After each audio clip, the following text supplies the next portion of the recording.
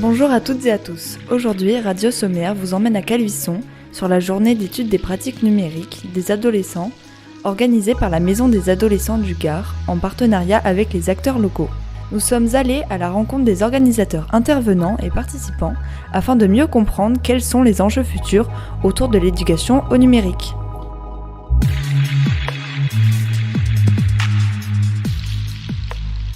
Bonjour, pouvez-vous vous présenter ?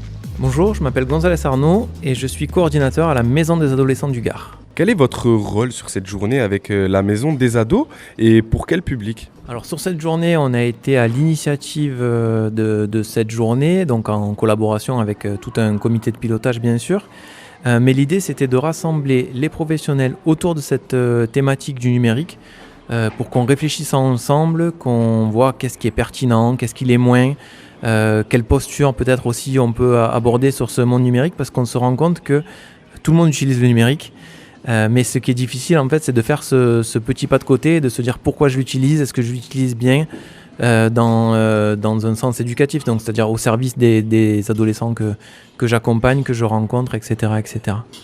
Et pour le public, l'idée c'était, alors là on est vraiment sur le cœur de cible, c'est les professionnels, et c'était de faire ce pas de côté mais avec eux, c'est-à-dire de se dire que eux ils sont en première ligne avec les ados, et il faut les outiller, les informer, et peut-être battre en brèche quelques idées reçues sur le numérique. Alors soit on a tendance à idéaliser le numérique en se disant c'est génial, il n'y a que des choses formidables qui s'y passent. C'est un point de vue, soit on a tendance au contraire à le diaboliser en disant c'est affreux, il faut s'en prémunir, il faut faire attention. Et je crois que l'idée c'est ni de verser d'un côté ni de l'autre, mais de faire un peu un équilibrage et de se dire ok, c'est un outil, comment moi en tant que professionnel je veux l'utiliser, qu'est-ce que je veux en dire et comment je veux accompagner mes adolescents, enfin ceux que j'accompagne, à utiliser mieux ce monde numérique. Très bien, et quels sont les objectifs de cette journée et quel programme avez-vous prévu ? Donc l'objectif c'était vraiment information et formation des professionnels, et le programme, donc du coup on a 3 intervenants qui interviennent tout au long de cette journée. Donc on a Angélique Gosselin qui est venue nous parler déjà de la mise en image des adolescents sur le monde numérique. On a Jocelyn Lachance qui est venu lui nous parler peut-être des usages plutôt de la famille et du numérique, donc comment ça s'articulait un peu tout ça, l'adolescence, la famille, le numérique. Et tout à l'heure, on aura Guillaume Gillet qui, lui, a une pratique particulière d'utilisation du jeu vidéo dans des ateliers thérapeutiques. Et donc, il va venir un peu nous parler de ça, de l'utilisation de ce jeu vidéo, de l'avatar, du jeu, de qu'est-ce que je dis de moi quand je joue, qui je suis, qui j'ai peut-être envie d'être, etc., etc. Et quelle est votre vision du numérique, qu'elle soit positive ou négative, et les enjeux éducatifs pour le futur ? Moi, ma vision, justement, ce que je disais tout à l'heure, c'est que j'essaye de ni verser d'un côté ni de l'autre. Et j'essaye de me dire que le numérique, c'est un outil. Et comme tous les outils, en fait, si on l'utilise de manière adaptée, on fait des choses formidables. Et si on l'utilise de manière inadaptée, eh ben, voilà, on peut faire de très gros dégâts.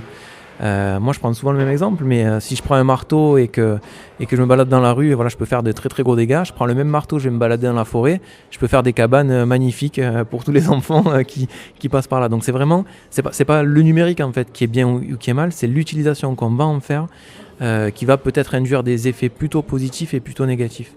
Et ce qui est compliqué aussi, c'est qu'on dit le numérique, mais c'est très très vaste en fait. C'est comme on dit les écrans, mais les écrans ça veut tout dire, ça veut rien dire. Les écrans ça veut dire le smartphone, ça veut dire la télé, ça veut dire l'écran d'ordinateur. Donc c'est vraiment un monde très très vaste.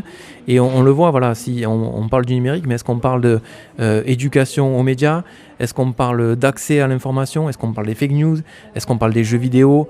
Est-ce qu'on parle de la connexion ? Est-ce qu'on parle des zones blanches ? Voilà, le numérique c'est très très vaste et peut-être qu'il faudrait parler des numériques plutôt que du numérique.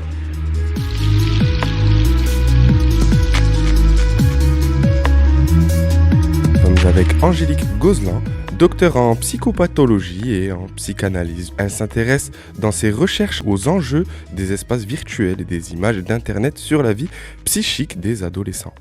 Bonjour, et qu'est-ce qui vous a donné envie de rentrer dans l'analyse et la recherche autour du numérique ? Bonjour. Alors, ce qui m'a donné envie, c'est la pratique, la clinique, mes petits patients. C'est-à-dire que quand j'étais jeune psychologue, j'avais des patients ados qui venaient me voir. Et puis j'avais des super jouets pourtant dans mon bureau, mais voilà, ils en avaient rien à faire. Et puis un jour, il y en a un qui m'a dit, mais madame, pourquoi on n'utiliserait pas l'ordinateur là qui est sur votre bureau? Alors ordinateur de l'hôpital, je peux vous dire que c'était tout pourri, mais on a commencé à jouer voilà, aux cartes et à Spider, je sais plus quoi là sur le numérique. Et là, j'ai commencé à m'intéresser à ces questions et à essayer de les écouter aussi dans leur intérêt numérique. Comment avez-vous abordé le thème de ce matin autour de son image sur les réseaux sociaux quand on est adolescent ? Alors, comment je l'ai abordé? Déjà, en essayant de comprendre pourquoi les adolescents se mettaient en image sur les réseaux sociaux. Comment? Donc, on l'a vu, il y a plein de manières, les selfies, les avatars, les vlogs, les blogs, etc. Et puis après, c'était de se demander, mais alors, quel besoin adolescent ça correspond de se mettre en image? Parce que si tous les adolescents utilisent les réseaux sociaux pour se mettre en image, c'est bien que ça répond à quelque chose chez eux. Donc, l'idée, c'était d'essayer d'explorer ça et donc de voir qu'il y avait deux besoins fondamentaux qui étaient celui de la socialisation et celui de la quête identitaire, mais que bien évidemment, il y a des choses positives et puis ça peut verser dans le négatif. Et donc, on a vu que la mise en image de soi pouvait aussi aller vers des choses plus difficiles comme le cyberharcèlement.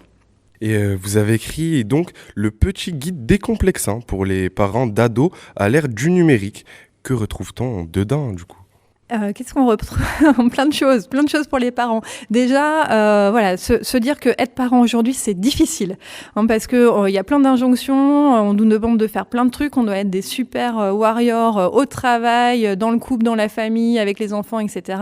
Donc déjà de se dire, ça va bien. À un moment donné, c'est déjà difficile. Donc voilà, c'était de donner des outils simples pour les parents. Déjà pour comprendre la pratique de leur enfant, mais aussi pour se questionner soi-même en tant que parent sur nos propres pratiques numériques. Et puis se dire que, finalement, en tant que parent, je suis aussi sur les réseaux sociaux, je suis aussi sur mon ordi, je fais aussi des recherches sur Internet. Et tout ça, c'est génial parce que ça va être un terreau commun de discussion avec ses enfants. Et du coup, avez-vous des conseils pratiques à donner aux parents ou aux adolescents sur l'utilisation des réseaux sociaux ou de son image sur Internet ?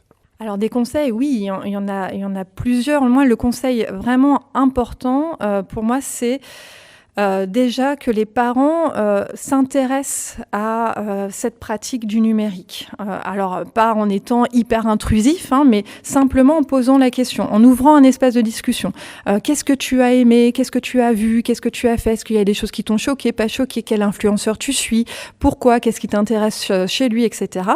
Et puis comme ça va donner un petit peu des billes sur le paysage numérique de son enfant. Et puis pour mieux l'accompagner, et puis cerner à un moment donné quand il y a eu un truc qui, a peut-être été choqué, ou il y a peut-être quelque chose qui déborde, qui va pas dans le bon sens, etc. Et donc intervenir un peu plus dans ces questions-là. Donc voilà, l'idée quand on est parent d'un ado qui est sur le numérique, c'est que quand même l'adolescence, c'est l'autonomie. Donc on va pas être tout le temps sur le dos de son ado.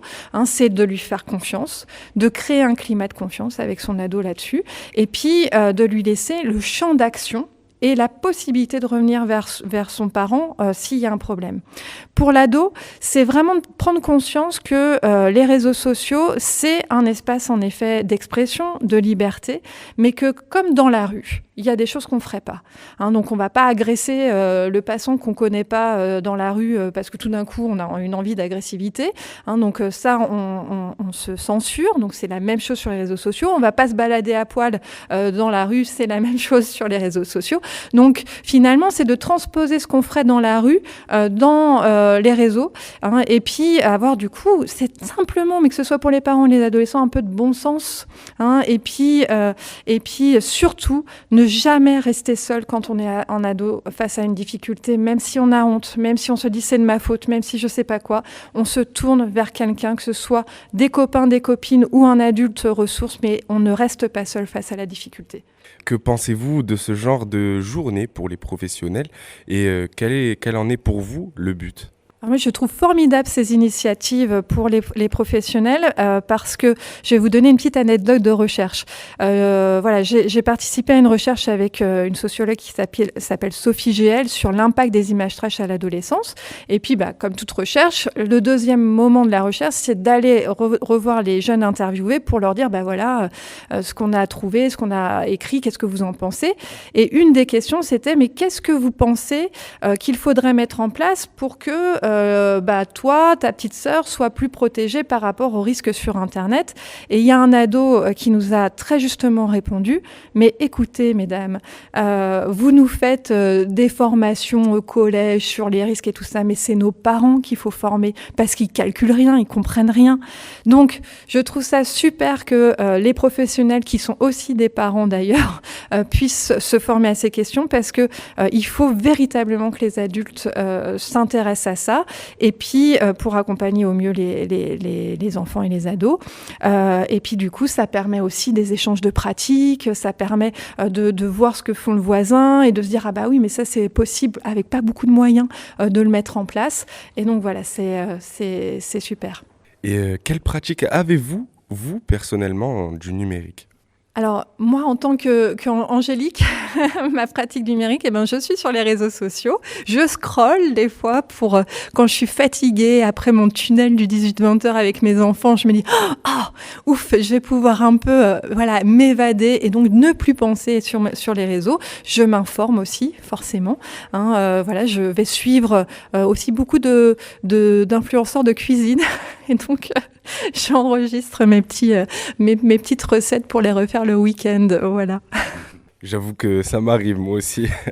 Pour vous, pourquoi TikTok a autant d'impact sur les adolescents ? Alors, TikTok, à la base, c'est quand même un réseau social du divertissement. Donc, il y avait quelque chose de la danse, du mimétisme adolescent où on allait reproduire une même danse et c'était un peu le challenge ado. Donc, à la base, c'est super sympa. Sauf qu'ensuite, il y a cette question de l'algorithme qui vient quand même beaucoup hypnotiser les ados et qui va amener des adolescents à être dans le scroll infini. Alors moi, je vois pas mal d'ados comme ça parce qu'ils sont reclus à la maison et qui passent beaucoup de temps sur TikTok. Et au final, ce qui est problématique, c'est qu'il n'y a plus du tout de pensée. C'est-à-dire que même ce qu'ils regardent, ça ne fait pas sens, ils ne savent pas nous dire ce qu'ils regardent, etc. Donc, pourquoi TikTok fait autant de succès auprès des ados ? À la fois, il me semble, parce que c'était du divertissement, et d'ailleurs ils disent « mais moi ça me divertit, TikTok », parce que c'est drôle, aussi, il y a des choses rigolotes, et puis parce que véritablement ce scroll infini va faire l'impasse de toutes les angoisses et toutes les questions adolescentes qui sont quand même extrêmement angoissantes à ce moment-là. Et quelle est votre vision du numérique, positive comme négative, et les enjeux éducatifs pour le futur ? Ça, c'est une thèse. Alors, les enjeux positifs du numérique, c'est que c'est créatif. Voilà, on ne peut pas dire autre chose. On peut faire plein de choses grâce au numérique. Ça permet de mettre en relation des gens. Ça permet d'apprendre des choses qu'on n'aurait pas appris en étant dans sa ville, dans son village, ou ne serait-ce qu'en étant à la bibliothèque. C'est vrai qu'un livre a sa limite, qui est l'objet matériel. Là, on peut apprendre énormément de choses. On peut côtoyer des communautés, on peut se retrouver dans des groupes de pairs pour partager ses opinions, etc. Donc c'est un lieu d'expression, un lieu de créativité qui est extrêmement important.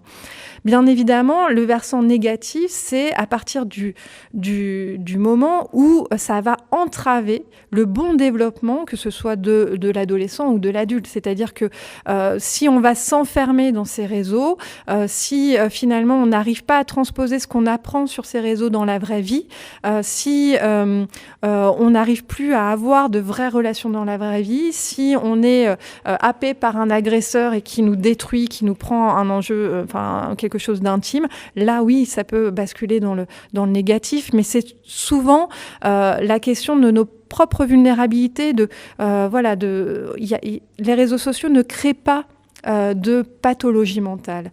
Mais par contre, ils vont mettre en exergue, ils vont mettre en lumière des mal-être déjà existants. Et donc, quand un ado va être beaucoup sur les réseaux sociaux, même un adulte, c'est qu'il y a un mal-être qui préexistait et qu'il y trouve un refuge, en fait, là-dedans. Voilà. et les principes éducatifs du numérique. Les enjeux éducatifs du numérique, ça va être le terme qui est propre à l'éducation, c'est accompagner. C'est-à-dire, on va dès le plus jeune âge, il me semble, prévenir la question du numérique avec une éducation au numérique et aux médias dès la maternelle. Et moi, je dirais même auprès des parents. Dès la maternité, dès la sortie de maternité, parce qu'aujourd'hui, on a des parents qui sont déjà avec un smartphone et qui coupent la relation de leur enfant, de leur petit bébé avec cet objet. Donc, prévenir dès le plus jeune âge sur qu'est-ce que c'est qu'une image déjà. Parce que le numérique, c'est de l'image, c'est un monde d'image. Qu'est-ce que je vois dans cette image ? Et donc, petit à petit, permettre par l'éducation d'amener un esprit critique chez l'enfant qui lui permette d'être autonome dans ce qu'il peut voir, faire, agir sur les réseaux sociaux. Et je pense que c'est vraiment le principe éducatif fondamental, prévenir pour créer un esprit critique chez nos jeunes. Eh bien, maintenant, est-ce que vous avez un dernier mot pour nos auditeurs ou ce sera tout ? Eh bien, mon dernier mot, ce sera soyez créatifs avec bon sens.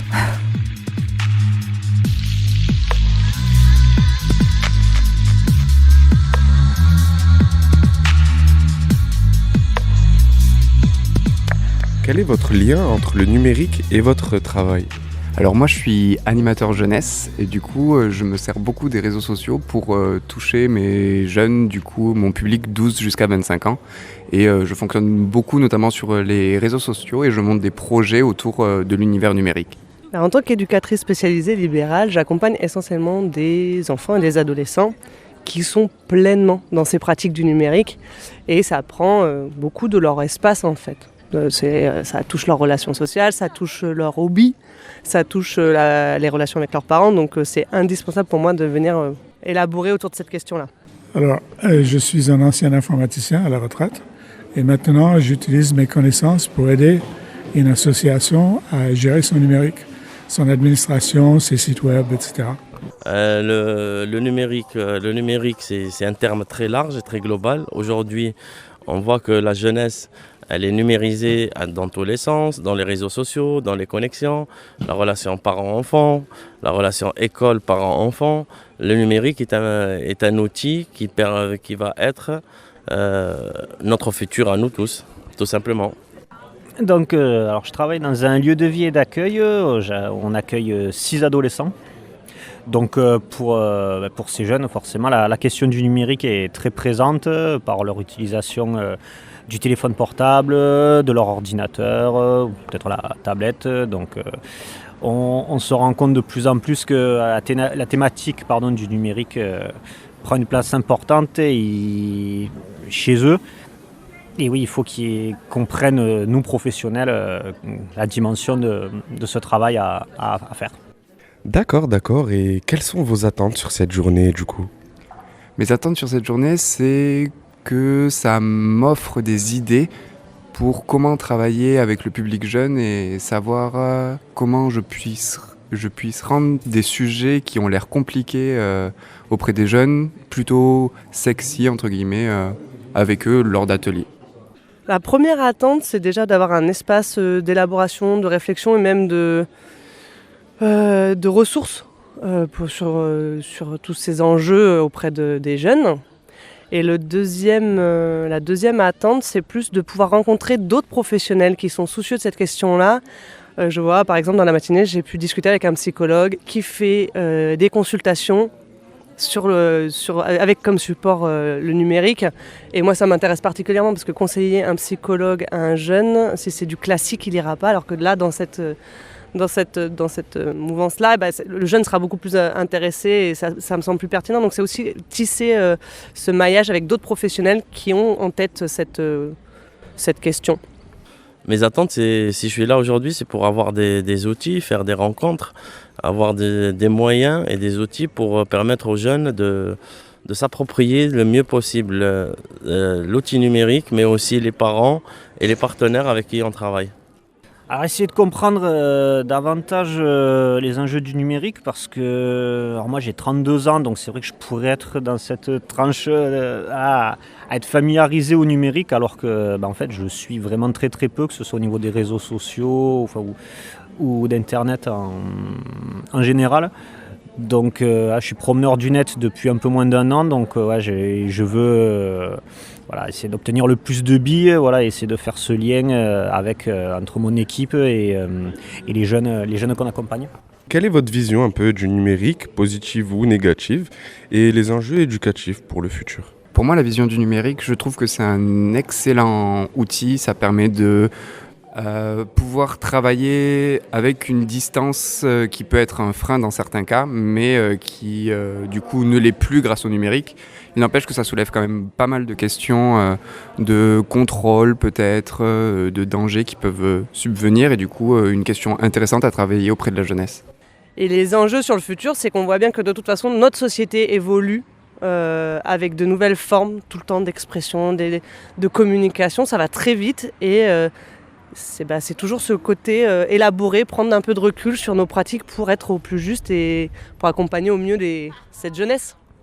J'ai une vue positive sur le numérique et pour les enjeux éducatifs pour le futur, je pense surtout que les jeunes doivent comprendre que l'informatique, c'est pas forcément leur ami, que ça peut être néfaste aussi. Comme j'ai dit au début, le numérique, ce n'est pas une question de vision, c'est une question de vie. Aujourd'hui, on vit dans un monde où il est numérisé à pratiquement 90%.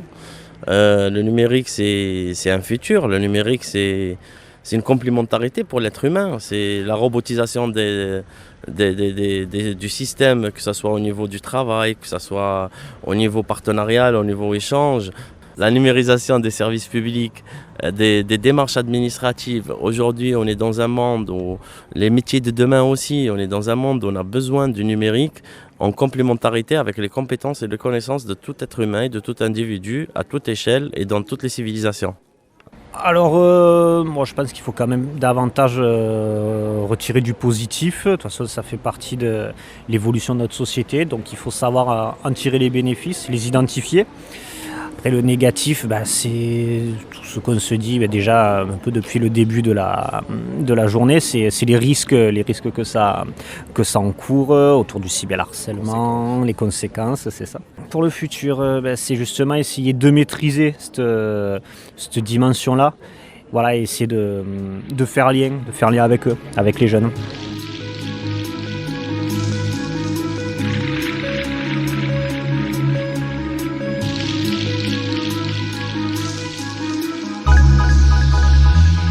Nous sommes avec Jocelyn Lachance, qui est un socio-anthropologue de l'adolescence, docteur en sociologie de l'Université de Strasbourg et en sciences de l'éducation. Bonjour, et qu'est-ce qu'un socio-anthropologue pour nous expliquer un peu ? Alors, un socio-anthropologue, il s'intéresse à qu'est-ce qui change et qu'est-ce qui reste dans le temps. Donc, moi, je suis un socio-anthropologue de l'adolescence. Donc, ce qui m'intéresse, c'est comment on devenait adulte par le passé et comment on devient adulte aujourd'hui et d'essayer de voir qu'est-ce qui a changé et qu'est-ce qui a resté. Et pourquoi vous êtes-vous spécialisé dans la recherche autour des adolescents et du numérique ? Alors, la première partie de la question, donc pourquoi l'adolescence? Eh bien, tout simplement parce que quand j'étais aux études, j'étais animateur aussi. Et je côtoyais des jeunes, je côtoyais des ados et j'avais envie d'en connaître plus sur ce qui se passait autour de moi. Donc ça, c'est ce qui fait que je me suis intéressé d'abord aux ados et en particulier à leur rapport au temps, des MPS, donc l'urgence, la projection dans l'avenir, etc. Et ensuite, est apparu les réseaux sociaux numériques. Et étant donné que je m'intéressais aussi beaucoup à leur conduite à risque et à leur corps, comment ils vivaient avec leur corps. Et lorsque les premiers réseaux sont apparus, eh bien, il y avait des mises en scène du corps sur Internet et je trouvais intéressant de me poser la question, mais qu'est-ce que ça venait changer dans leur rapport justement au corps? Et du coup, de quoi parlait votre intervention ce matin sur le thème de l'adolescence hyper moderne ? Oui, aujourd'hui, on parlait plus de la question des réseaux sociaux numériques, mais surtout de ce que ça fait au rapport entre les générations. Donc, est-ce qu'entre les parents et les enfants, ça vient changer des choses? Et donc, l'idée, c'était de montrer qu'on vivait dans une société à la fois de la négociation, où on négocie de plus en plus avec les jeunes, ce qui vient jouer sur comment on va réguler les réseaux sociaux, d'une part. On est dans une société de l'expérimentation, dans laquelle les jeunes, finalement, cherchent des réponses à qui ils sont, vont faire des tests, vont essayer différentes variations d'eux-mêmes pour avoir des réponses sur l'incertitude et donc vont demander interpeller le regard de l'autre pour avoir des réponses. Donc, c'est un autre élément. Et une société de la séparation aussi, c'est-à-dire que tôt ou tard, il faut bien se séparer de ses parents, mais dans un monde connecté où il y a des téléphones et où on doit répondre à papa et maman, eh bien, ça se complique. Et donc, c'était une façon d'essayer de comprendre, mais sur quoi finalement on peut travailler avec finalement ces jeunes pour comprendre ce qu'ils vivent finalement et d'éviter d'être un peu dans une espèce de fossé des générations puis de recréer du lien. Et de quoi parle votre dernier ouvrage, Accompagner les ados à l'ère du numérique? S'intéresse en particulier justement à qu'est-ce qu'on peut faire concrètement. C'est un ouvrage collectif, donc ça veut dire qu'on a rassemblé différents chercheurs pour pouvoir discuter de la posture. Et ce qu'il en ressort en particulier, c'est qu'on montre bien que la posture autoritaire ne fonctionne pas et que c'est finalement la posture de négociation, d'échange, de confiance et de compréhension qui est beaucoup plus efficace pour réguler l'usage des réseaux sociaux. Avez-vous des conseils pratiques à donner aux parents ou adolescents sur l'utilisation des réseaux sociaux ou de son image sur Internet? Je parlerai surtout aux parents parce qu'aujourd'hui, c'était l'objet de la conférence. Ce que je dirais, c'est qu'il faut s'intéresser au sens que les jeunes donnent à leur comportement. Arrêtez d'avoir peur parce que souvent, la première réaction, c'est de voir les dangers. Et ça ne veut pas dire qu'il n'y en a pas, mais si on veut se rapprocher des plus jeunes, la première chose à faire, c'est d'essayer de voir, mais qu'est-ce qu'ils y trouvent? Pourquoi ils y vont? Il doit bien avoir du sens derrière ça. Il doit bien avoir des significations. Et souvent, quand on prend le temps de s'arrêter, on a des surprises. On se rend compte que ça renvoie à des questions importantes pour les jeunes, à des choses que j'ai envie de dire normales. Et donc, ça permet de rétablir la communication. Que pensez-vous de ce genre de journée pour les professionnels et pour vous, quel en est le but? Alors, pour les professionnels, ces journées sont vraiment très importantes parce que, comme on le sait, il y a beaucoup de charges de travail dans ces différents domaines, l'éducation, le travail social, médico-social, sont très importantes parce que c'est des moments de réflexion, de prise de recul, d'essayer de prendre une pause pour essayer de repenser ses pratiques. Et donc, pour moi, mon objectif, c'est justement d'essayer, non pas de leur apporter de l'information, parce que, je veux dire, tout le monde peut trouver de l'information aujourd'hui, mais c'est essayer de les sensibiliser à certains aspects qu'ils peuvent introduire rapidement dans leur pratique. Et aujourd'hui, c'était des questionnements, justement, sur cette question de la négociation, de l'expérimentation et de la séparation. Quelle pratique vous avez, personnellement, du numérique? Alors, moi, j'étais à une certaine époque très, très connecté. Et aujourd'hui, après avoir fait justement beaucoup de recherches sur la connexion, je me suis rendu compte que c'est très bien d'être déconnecté. Et donc, aujourd'hui, j'ai un usage très tempéré, j'ai envie de dire. Je l'utilise pour des raisons professionnelles et de plus en plus, je suis retourné à j'ai envie de dire, des échanges, par exemple, en direct entre deux personnes, par exemple sur WhatsApp. Mais j'évite de plus en plus les groupes, j'évite de plus en plus les plateformes numériques pour me concentrer sur la lecture qui demande une certaine temporalité, l'écriture qui demande de la concentration, et de faire attention à ceux qui sont autour de moi. Ceci étant dit, je peux comprendre que des gens préfèrent l'utiliser beaucoup plus, mais c'est vrai que mes entretiens que j'ai passés très, très souvent avec des jeunes qui ont fait l'expérience de l'hyperconnexion, c'est-à-dire qui ont été jusqu'à un point où ça leur a apporté un peu du malaise, m'ont fait beaucoup réfléchir sur le degré d'intensité qu'on devait avoir avec ces outils. Et pour vous, TikTok a autant d'impact sur les adolescents? Alors, ça a des impacts aussi parce qu'il y a une chose qui a changé quand même, et ça, vous l'avez observé autant que moi, sinon mieux, c'est que de plus en plus, vous voyez, la technique du scroll qui n'était pas la norme il y a quelques années, fait qu'on est un petit peu plus dans le zapping qu'avant, et l'image et la temporalité des images est beaucoup plus courte aussi. Et donc, qu'est-ce que ça fait? Ça fait qu'on sent que le régime émotionnel est différent. Je m'explique. Si vous lisez une histoire détaillée sur un article, vous êtes dans une forme de compréhension, de vous entrer dans une histoire, etc. L'émotion suscitée n'aura pas la même temporalité. Mais si vous passez en permanence d'une image à l'autre en vous disant « Ah, cela est super, ah, cela me fait rire, cela me dérange », vous êtes dans un autre rapport émotionnel et donc ça reste encore à être étudié. Quelle est votre vision numérique, positive comme négative, et les enjeux éducatifs pour le futur? Moi, la question, pour moi, ce n'est pas une question que ce soit négatif ou positif. Ce que je me rends compte surtout, c'est que des jeunes qui sont vulnérables, qui ont des questionnements identitaires et qui sont moins bien dans leur peau, vont souvent avoir un usage un petit peu plus problématique, ce qui va venir amplifier les problèmes. Mais à l'autre côté, vous avez des jeunes qui sont bien dans leur peau et qui utilisent les réseaux sociaux pour augmenter le sentiment qu'ils ont d'être bien dans leur peau. Et donc, il y a une polarisation. Donc, c'est pas la question est-ce que c'est négatif ou positif, c'est qu'on sent qu'il y a une forme d'inégalité face aux réseaux sociaux. Donc, notre rôle en tant qu'adulte, c'est s'assurer qu'on restaure une forme d'égalité et qu'on soit présent. Auriez-vous un dernier mot pour nos auditeurs? Oui, moi, j'ai envie de dire d'insister sur cette question du sens. Ça me semble important. Souvent, il y a des comportements qu'on voit autour de nous. La première réaction, c'est de se dire, bon, c'est tellement étrange que ça doit être c'est un peu bizarre, voire même parfois on est un peu stigmatisant en se disant, les ados, ils font n'importe quoi, ou c'est des conneries, entre guillemets. Hein, vous savez, ce genre de discours qu'on peut tous avoir. Moi, ce que j'aurais envie de dire, c'est prenons le temps de vérifier ce qui se passe derrière. On ne reste pas des heures sur TikTok pour rien, on ne va pas sur des jeux vidéo pour rien, on ne passe pas son temps à envoyer des photos à ses amis pour rien. Il y a des significations, donc prenons le temps de s'intéresser. Peut-être que ça nous permettra de rétablir le dialogue et peut-être aussi de pouvoir comprendre et de leur faire comprendre certaines choses aussi.